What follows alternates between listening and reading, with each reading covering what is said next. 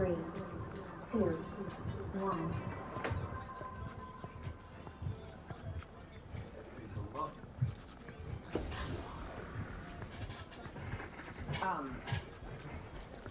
Yeah, Amazon actually had a patent on the phrase one-click buying. And Jeff, you know, this was Jeff's idea. I am a principal user experience designer. I worked at Amazon for 15 years. I worked on the product detail pages. I worked on launching different categories in different countries. You know, I feel like there wasn't a page on that site I didn't touch.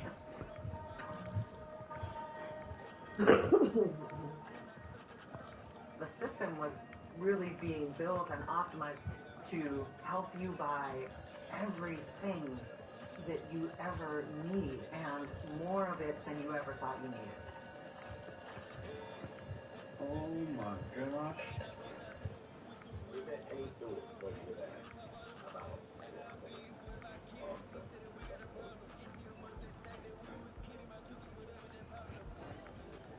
No.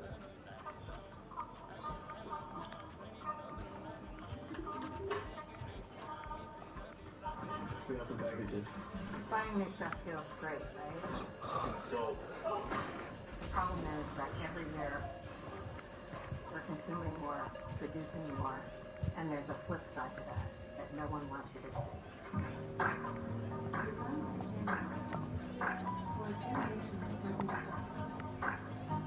You're being 100% played. And it's a science. It's an intentional, complex, highly refined science to get you to buy stuff.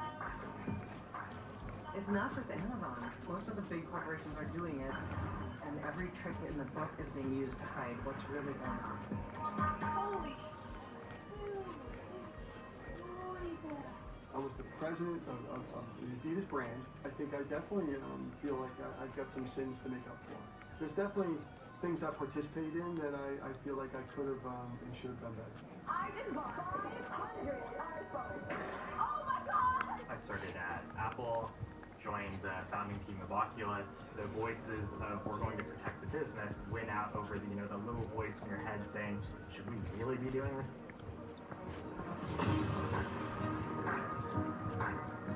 Whatever the brands are doing right now, it's hurting a lot of people. These things are not just women. These things are hazardous waste. We're drinking them, breathing them, and they're poison. It's like that film Wall-E. The amount of stuff we're being encouraged to consume. The waste from this is getting everywhere, and it's affecting everyone on the planet. I went to say, customers are going to be pissed off when they realize that they have been contributing to their own demise, but they didn't want to hear it. I looked around and I was like, how did this happen? And what do we do now?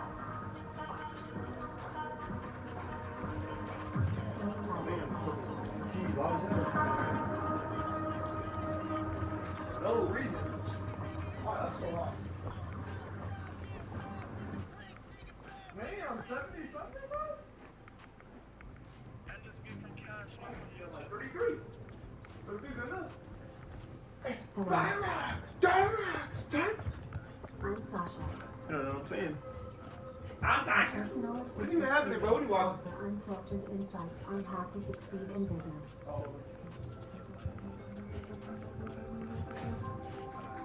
I can even create my own bespoke imagery.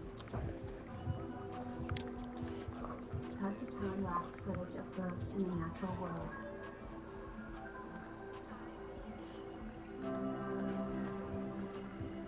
Over the course of this unique and entertaining interaction, you will receive the 5 most important lessons in profit.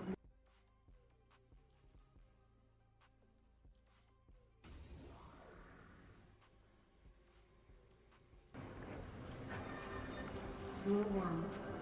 Sell more. PlayStation. PlayStation. Selling is key to success. PlayStation. But consumers PlayStation. still need constant notifications PlayStation. of the amounts they purchase. PlayStation. PlayStation. Thankfully, the fashion industry offers PlayStation. an example of rapid, self-driven. PlayStation. PlayStation. No one needs a new hoodie. No one needs a new t-shirt. PlayStation.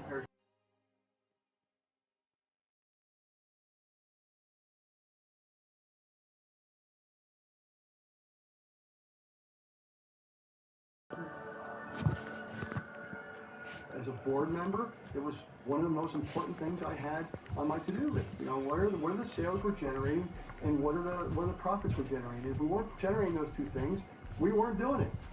Sneakers are a big business in America. Nearly 500 million pairs were sold last year alone. This week, Adidas unveiled the so-called smart shoe.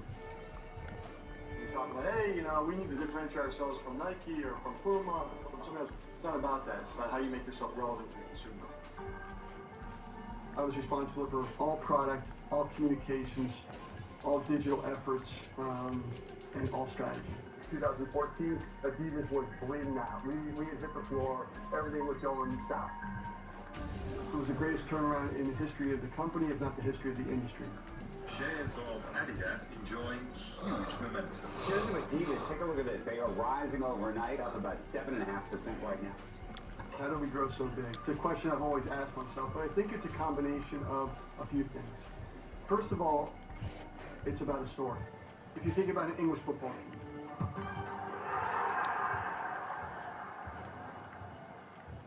how many jerseys do you think they have a year? Not just one to play in. There's the home jersey, there's the away jersey, there's the third jersey. There's the different jerseys that you have to celebrate different occasions. Why do you think they do that? To create a new story and to create a new buying opportunity. At Adidas, we recognize that the culture of sport doesn't stop when you're done with the game, when the whistle blows.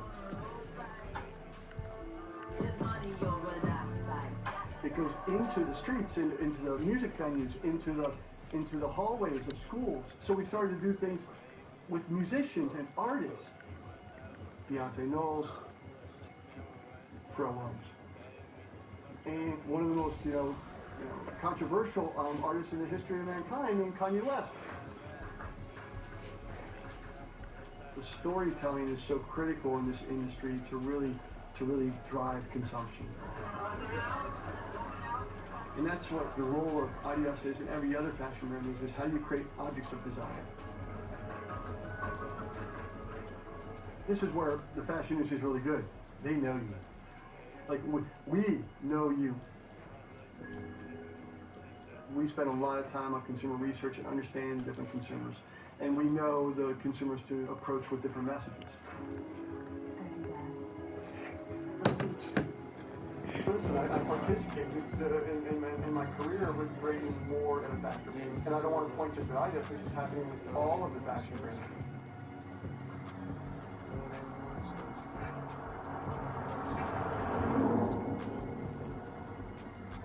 I've been in the industry for almost 20 years. I think 1 out of 6 dress shirts sold in the US is made by us.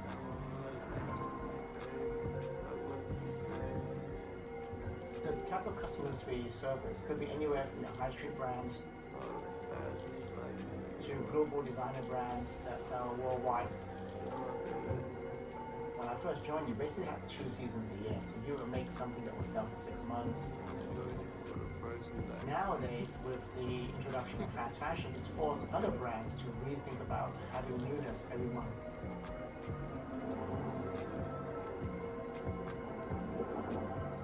So no one knows any official numbers, but if you Google it, it will show that Gap produces around 12,000 new items a year.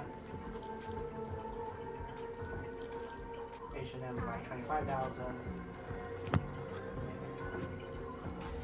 Zara is like 36,000. And Shein is somewhere around 1.3 million new items a year.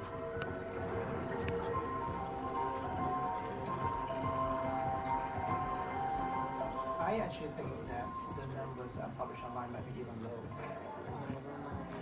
I actually just clicked to order last week. Probably like once a month, at least once a month. So I order sometimes twice a month. Where do we start? We produce 100 billion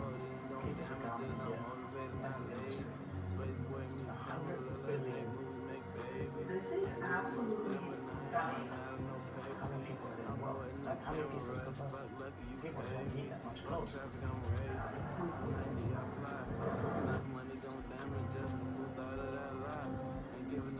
I was ambitious, competitive, disciplined, hardworking,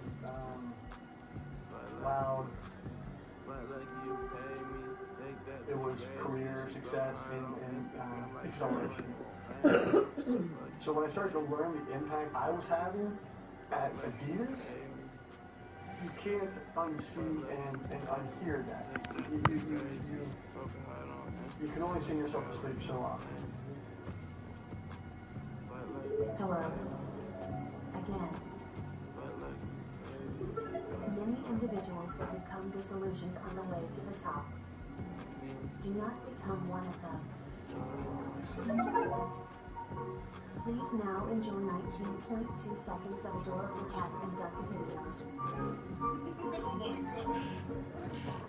Remember, learning the art of distraction will be crucial to achieving success.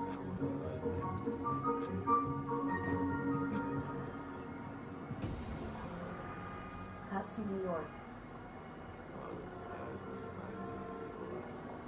Reveal core messages behind adverts.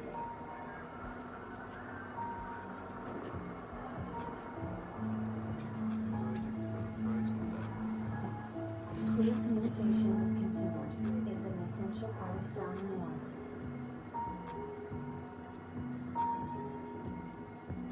But to achieve profit maximization, you need to ensure that once they desire products, they can acquire them as quickly as possible. Every second counts. Never limit It's football your vision. season, and you can now get almost anything you need for game day If delivered you with can Uber imagine Eats. it, What do we you mean by almost? Well, you create can't it. get a running back delivered, but you can get baby back ribs delivered. A strong defense? No. A strong deodorant? Yes. A six-pack of abs? No. Six-pack of beer? Yes.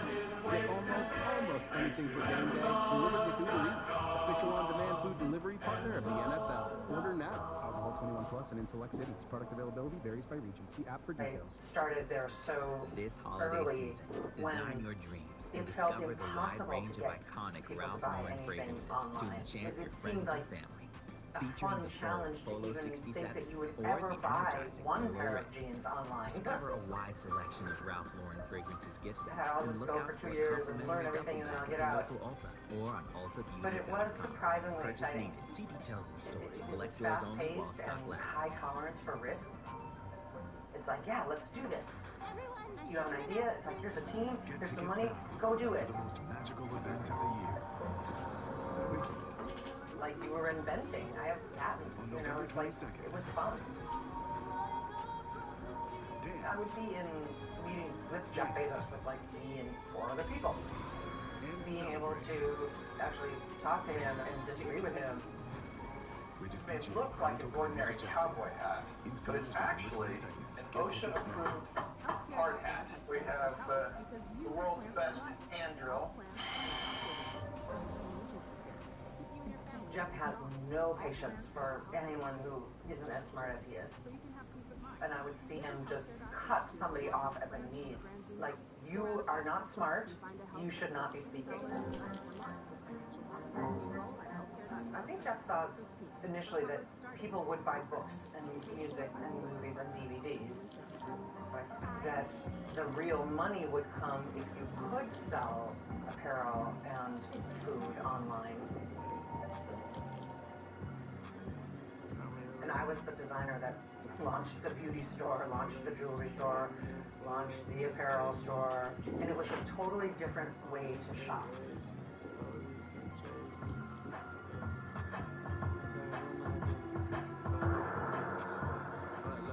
We would actually say things like, we want to be there when you have your next shoppable moment.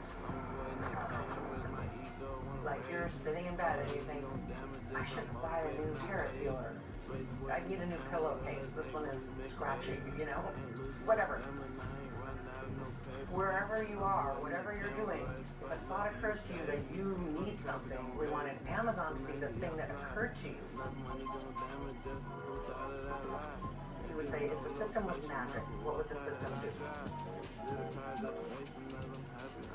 If the system was magic, what would it do?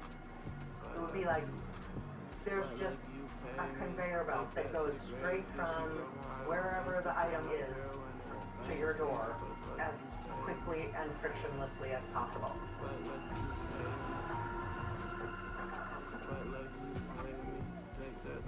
It's too easy, and that was the point, was to reduce your time to think a little bit more critically about a purchase that you thought you wanted to make.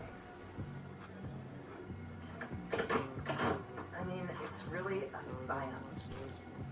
We were constantly developing new ways to get you to buy. This is everything I bought at 2 a.m. last night. Influencing your behavior in subtle ways that you've never even realized.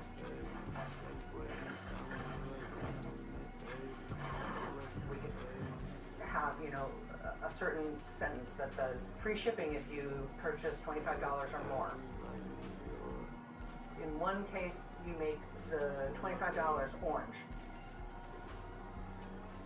In another one, you make it green. And you can have 9 different things that you're testing against each other.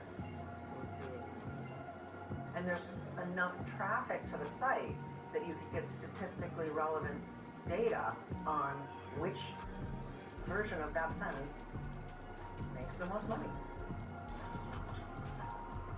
Every pixel on that page was tested and optimized and optimized and optimized. And Amazon had this whole system designed around tailoring the site to be exactly the right combination of elements and colors and products that would most likely make you buy something. If you think of just the things that one person buys and then multiply that by how many people are now shopping on places like Amazon.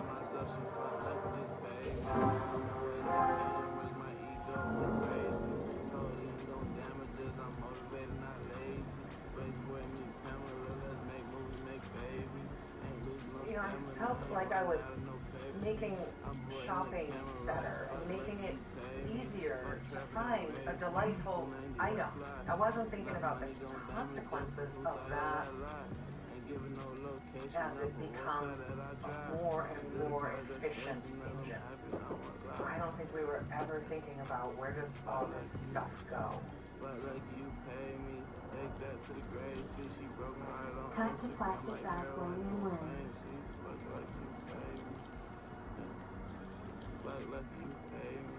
Remember, to sell more, you must produce more. Lots more. I thought it would be fun at this point for you to see some specifics. Visualize total global production of goods needed to meet increased online sales. Visualize two. There used to be a stock out. I mean, think about it. If you have to get up, get in your car, drive to the store, look in the shelves, find the product, then go home, that's a lot of work. But if all you have to do is push a button and it appears on your doorstep, of course you're going to buy more products. Visualize 68,733 phones produced each hour.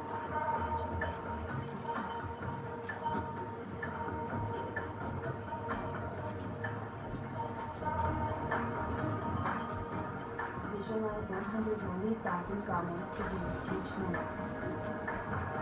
Amazing. Visualize 12 tons of plastic produced each second.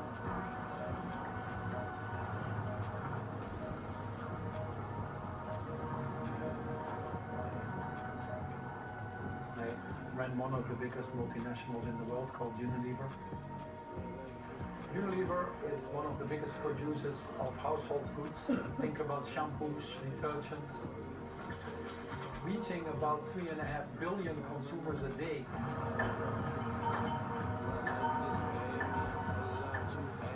don't think the consumer is actually here the culprit. Of course they consume, but why do they consume? Because they're encouraged to a great extent.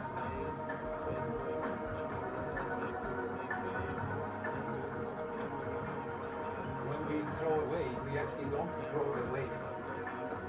Away doesn't exist. It ends up somewhere else on this planet Earth. And it increasingly has consequences.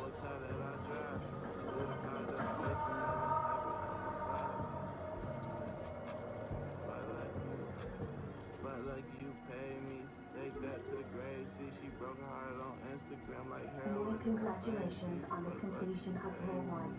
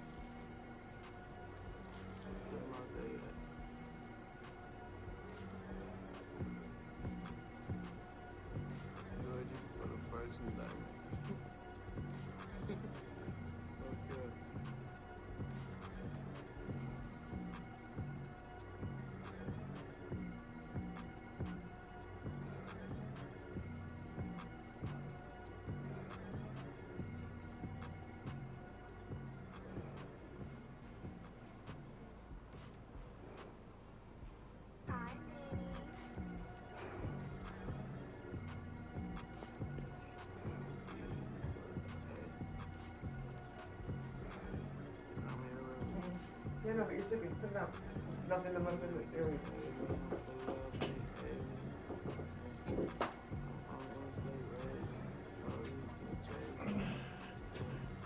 Why don't you lay down? Lay down. Lay down. Lay down.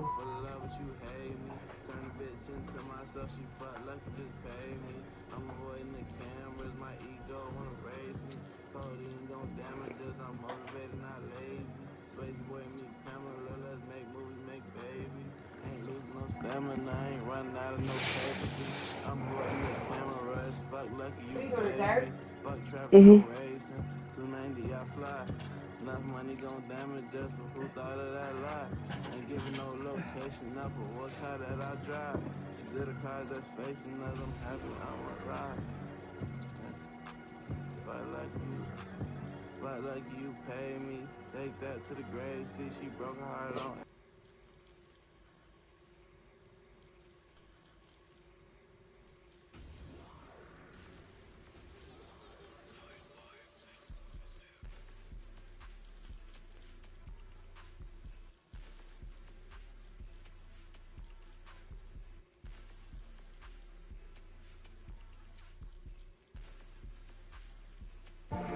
You will also be one step closer to unlocking your surprise.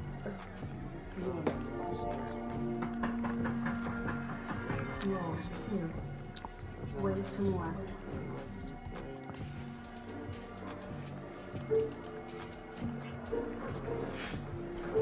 One masterclass in creating waste for profit. You may find it beneficial to view additional material at this point. Imagine a light bulb on Broadway, speaking with an old-timey voice. Oh, hey there. They tell me I'm part of a very exclusive club, because I'm over 100 years old and still shining. There's not many of my kind still around, that's for sure. Guess you could say we were just too good. Our world was turned upside down on January 15, 1925. That was the fateful day that the Phoebus cartel came into being. Rewinding time. Going back. Now to pre-concepted situations beginning. This group of senior executives from major light bulb manufacturers conspired together to cut short our lives and maximize their profits. To encourage frequent replacement, every bulb was reduced from 2,500 hours to just 1,000 hours of light, creating mountains of unnecessary waste.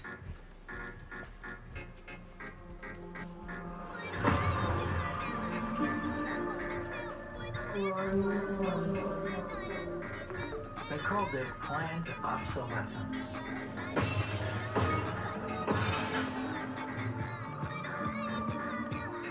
Now it's not so much of a conspiracy. Making products designed to break or be rapidly discarded has become commonplace in almost every industry. Everything from clothing that lasts a few washes, to electric toothbrushes with batteries you can't replace, to printers that intentionally stop working even when there's ink in them. Every single thing I print, like, it doesn't print correctly. I just have to get a new printer. Like, that one's at the end of its lifespan, but it's only 3 years old. Today, planned obsolescence has become a cornerstone of successful business the world over.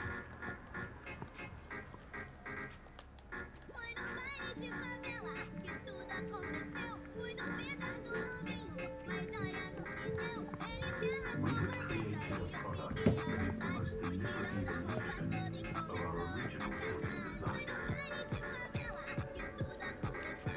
Apple had this idea that our products are perfect. They're perfect from day one. Learning imperfections, establishing seamlessness between materials, and producing a pristine mirror-like surface. The pinnacle and the ideal is to have this seamless, sealed-up object. We don't want you to use that Apple product a few years ago that you bought. We want you to pick up the new perfect object and use that one. One in, one out.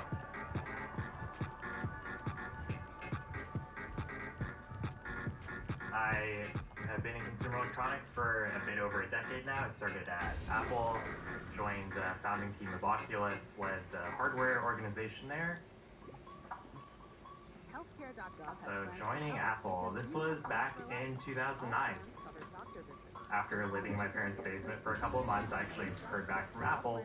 Oh my God! Joined in and started writing software for what eventually became FaceTime. It's going to change the way we communicate forever. You saw kind of hints of the magic, even buried away as, you know, a little, you know, straight out of school new grad in an engineering team.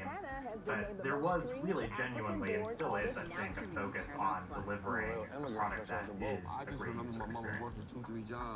Even if some of the side effects of that sometimes end up being negative.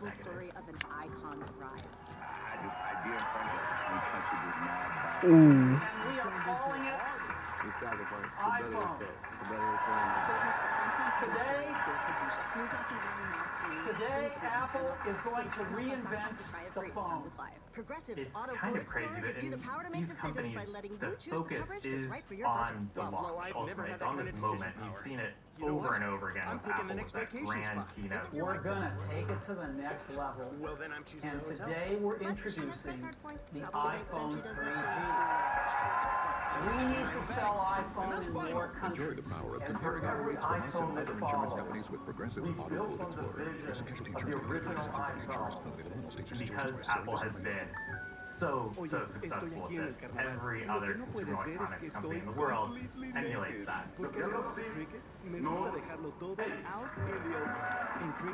They're here at making notebooks or smartphones where essentially all consumers already have one.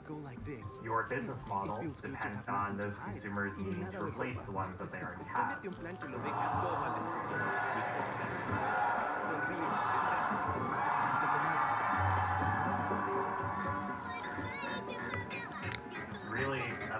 We're almost there. You manufacture a product, you sell the product. Come on.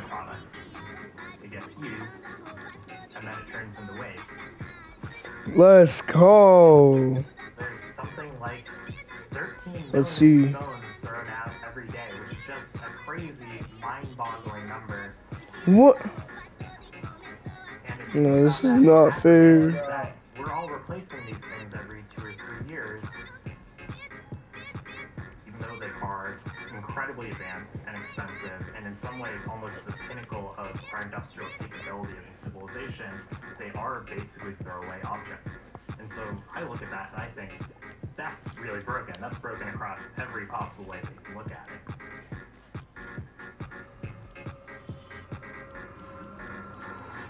Remember, releasing a continual stream of new products will encourage consumers to discard old ones.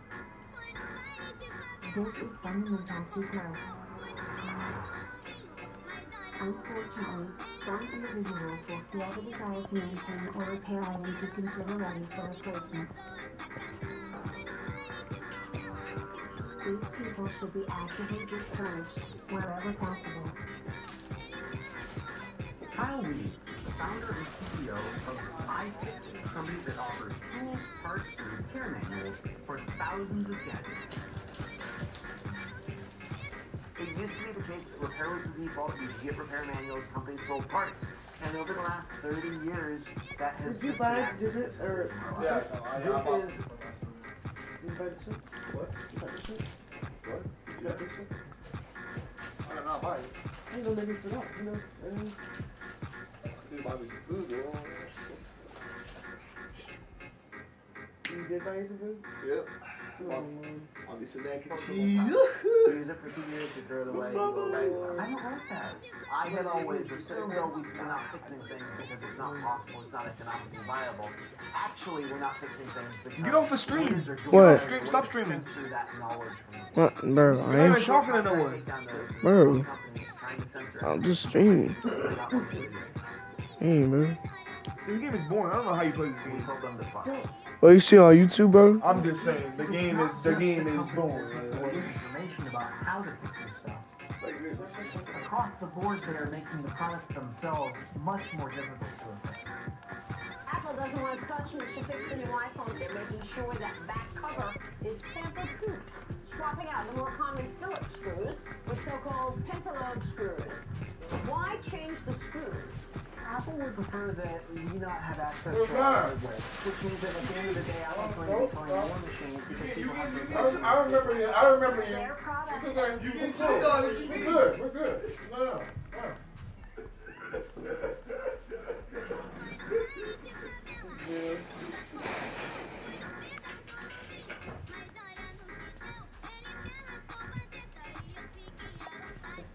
And quality control.